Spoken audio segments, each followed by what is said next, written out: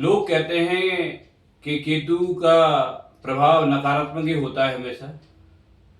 कहते हैं केतु के नक्षत्र जो पैदा होते हैं उनके विकास नहीं होते। मेरा मानना यह है कि जिसका जन्म केतु के नक्षत्र में हो वो जातक बड़ा अद्भुत होता है। संसार से उसका अटैचमेंट बहुत ज़्यादा नहीं होता, संसार उसके लिए दुखदायी होता है, लेकिन जीवन में घटनाएं बड़ी अद्भुत होती है। मित्रों, ये कुंडली जो सामने लगी हुई है इसमें मैंने चंद्रमा के साथ केतु की युति बताई है। ऐसे जातक मानसिक रूप से अशांत होते हैं और लेकिन उनके मन पे अधिक अत्यधिक नकारात्मक प्रभाव होने के कारण वो जागृत होते हैं, सुख की आशाएं नहीं करते, विपरीत अवस्था में अपना जीवन यापन करते हैं और जीवन यापन करने के बाद में संसार को कुछ ऐसा करके जाते हैं कि मरण उपरांत उसे ये याद किया जाता है, हमेशा संसार को याद रहता है। मैं बात बता रहा हूँ, जी हाँ, गोस्वामी तुलसीदास जी की, मानस के रचयिता गोस्वामी तुलसीदास, उनके जीवन पर थोड़ा सा प्रकाश डालना चाहता हूँ। उनका जन्म मूल नक्षत्र में हुआ जो केतु का ही नक्षत्र है, आप सब इस बारे में जानते हैं, जिसका बाल अवस्था का नाम था राम भोला। केतु के प्रभाव के कारण, मूल नक्षत्र में पैदा होने के कारण माता पिता का सुख जन्म के कुछ समय बाद ही समाप्त हो गया। दादी द्वारा वो जातक पाला गया, उस बच्चे की विशेषता थी कि जब पैदा हुआ तो मुंह से राम बोला, इसलिए व्यवहारिक भाषा में नाम राम भोला रख दिया गया।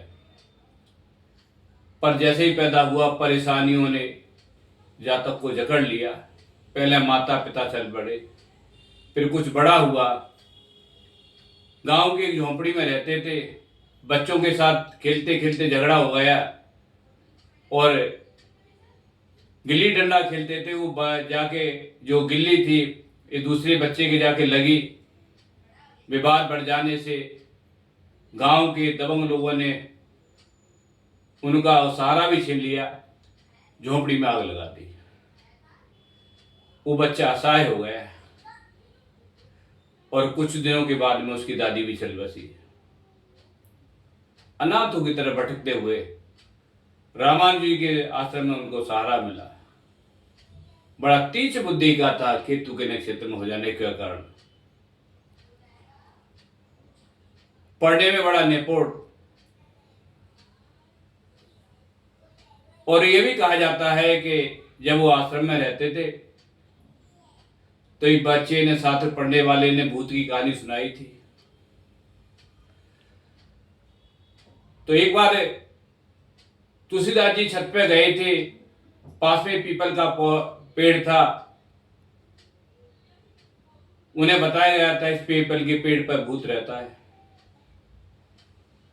डर गए, रात के समय चीख निकली और पहली चीख में यही निकला, जय हनुमान ज्ञान गुण सागर, जय कपीस तिहु लोक उजागर। ये चौपाई मुख में से निकली थी।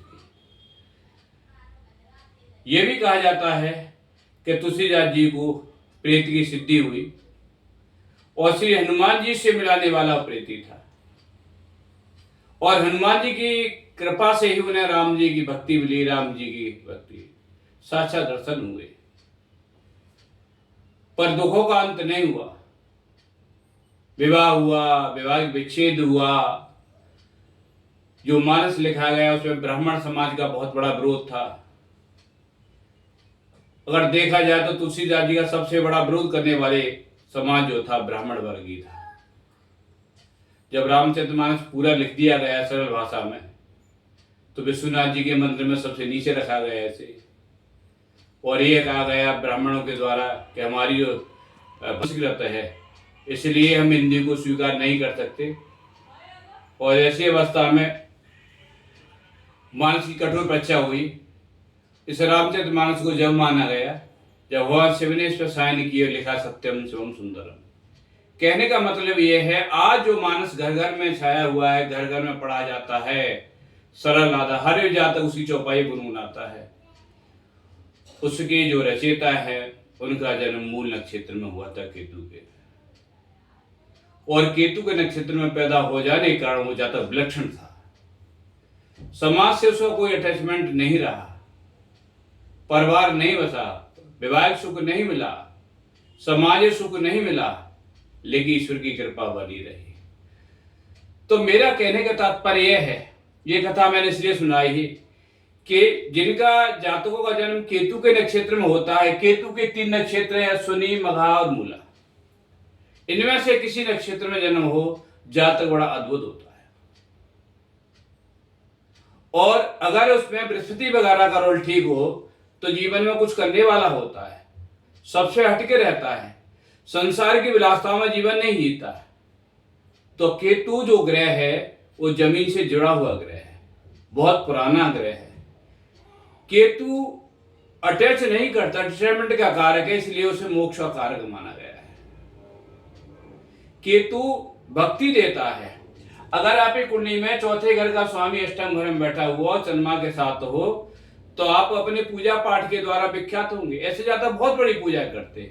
केतु अष्टम घर में हो तो आजकल जगह जगह पर जो समाधि लगाए हुए बाबा बैठे, तंत्र मंत्र करने वाले, भूत प्रेत उतारने वाले, वो भी उनकी सिद्धि भी केतु के द्वारा होती है। तो केतु सिद्धि प्राप्त करने में बहुत सहायक ग्रह होता है। को केतु इंट्यूशन का कारक है और सारी साधना है जो इंट्यूशन से जुड़ी हुई होती है, जो जिसे सिद्धि कहा जाता है, चाहे प्रेत की सिद्धि हो, पिचाई शुद्धि हो, चाहे लेकिन उसे देने वाला केतु होता है। तो केतु हमें जीवन में सिद्ध करता है लेकिन विलासता में लीन नहीं करता। इसलिए जब जब केतु की दशा आती है तो जातकों को बड़े कष्ट आने पड़ते हैं, बड़े दुख भोगने पड़ते हैं। एक बात और बताना चाहूंगा, मैं बाकी चर्चा करूं को केतु की दशा में जो कार्य शुरू होता है वो डे टू डे करके या तो बढ़ता है या कम होता है। यानी केतु अगर नकारात्मक है तो आपको बिल्कुल शून्य कर देगा, और केतु अगर पॉजिटिव है, अच्छा है, तो आपको सब प्रकार से संपन्नता दिखाएगा, और ये संपन्नता दिन पर दिन करके दिखाई देगी। कुछ लोग देखे होंगे आपने, एकदम ही विख्यात हो जाते हैं, एक बार एकदम ही धन आ जाता है, 7-8 साल में ऐसे धनवान हो जाते हैं कि लोग कल्पना ही नहीं करते। वो लोग सोचते हैं पता नहीं इसके पास धन कहाँ से आया है। लेकिन उसमें एक बात जो देखने वाली बात है, जो कार्य केतु की दशा में शुरू होता है केतु की दशा के साथ ही समाप्त हो जाता है। यह कहानी आपने देखी होगी। कुछ लोग बड़े वंडरफुल तरीके से, अद्भुत तरीके से धनवान होते हैं और चंद रोज कोई धनवान रहते हैं, कुछ समय के लिए धनवान रहते हैं, फिर उनका जीवन वहीं आ जाता है जहां से पहले शुरू हुआ था। तो मित्रों, अगर आपकी दशा कुंडली में केतु की दशा चल रही है और अच्छी है तो आप जो कार्य शुरू कर रहे हो या जो उसके कोशिश करिए वो कार्य आपका केतु की दशा में ही समाप्त हो जाए। दूसरी बात है एक केतु के बारे में, केतु में जो घाटा हो रहा है, केतु में अगर आप नेगेटिव दशा है तो केतु एक ऐसा ग्रह है कि आपके अटैच रखने वाले जो जिनकी मानसिकता गलत है उन लोगों को दूर कर देगा। तो इसलिए केतु दशा में जो लोग आपसे दूर हो रहे हैं, जो जा रहे हैं, जो रिश्ते टूट रहे हैं, उनको आप अपना मत मानिए। वो आपके थे नहीं, उनकी सोच आपके प्रति नहीं थी, इसलिए केतु ने उन्हें डिटैच कर दिया। इसलिए केतु की दशा में बड़े चढ़ाव उतार आते हैं, गंदे लोगों का सफाई हो जाता है। अच्छे लोग जो वाकई आपकी मदद करना चाहते हैं, जो परमात्मा की कृपा से मिलते हैं, वो लोग आपको मिलेंगे, आपसे जुड़ेंगे। एक बात और ध्यान रखना चाहिए कि केतु के कारण कुछ लोग आपको अद्भुत मिलते हैं और ऐसे लोग मिलते हैं वो फिर कभी नहीं मिलते। इसलिए केतु के जो परिवर्तन है बड़े संवेदनशील होते हैं। केतु को हमेशा बुरा नहीं माना जाना चाहिए, पर यह जो है केतु खराब हो तो आप पर पितृ दोष लगा देगा, आपके घर में 50 दोष हो जाएंगे, आपके जो घर के नल का है वो खराब हो रहे हैं। कुछ लोग कहते हैं जी हमारी कुंडली नहीं है, हम कैसे जाने केतु की दशा चल रही है या खराब है। तो लक्षण बताता हूँ, आपके पास अगर पालतू कोई जीव है, पशु है, कुत्ता है, अगर केतु की दशा नेगेटिव है तो बीमार होने लगेंगे, उनकी समापनी होने लगी। दूसरी बात यह है, परिवार में किसी परिवार में कोई बड़ा व्यक्ति बुजुर्ग है, उसकी डेथ हो जाएगी अचानक। और केतु खराब होने के लक्षण हो रहे हैं, घर की जो पाइपलाइन है जिससे जल बहता है वो अचानक फटने लगेंगी, वो खराब होने लगेगी। तो अगर ये लक्षण हो रहे हैं तो आपको जानना चाहिए कि केतु खराब है। केतु खराब के कारण आपके चौपाई पशु हैं वो अचानक बीमार होकर मरने लगते हैं। तो मित्रों ये सब जानना है। दूसरी बात, केतु कितन का रोग देता है, हृदय, आपको पेट की समस्या देगा कि डॉक्टर उसका आकलन नहीं कर पाएगा। डॉक्टर बीमारी कुछ है, डॉक्टर कुछ और निकाल रहा है। आपको आपको स्वास्थ्य में परेशानी है, पर डॉक्टर कहता स्वास्थ्य ठीक है। तो इस तरह की अगर परेशानी हो जो किसी पकड़ में नहीं, तो आपको समझिए कि तो आपका खराब चल रहा है। नमस्कार। तो मैं यही कहना चाह रहा था कि अगर केतु का प्रभाव इस तरह का है तो आप ये सब बातें समझ जाए। इसके साथ वाणी को विराम। आगे फिर मिलता हूँ अगले वीडियो में एक नई शोध के साथ में। आप अपने कमेंट भी मुझे भेजें, मेरे उसके यूट्यूब चैनल को सब्सक्राइब करें, लाइक करें और शेयर करें, और आपके विचारों का मुझे इंतजार रहेगा। तो मित्रों अपने विचार भेजिए। नमस्कार।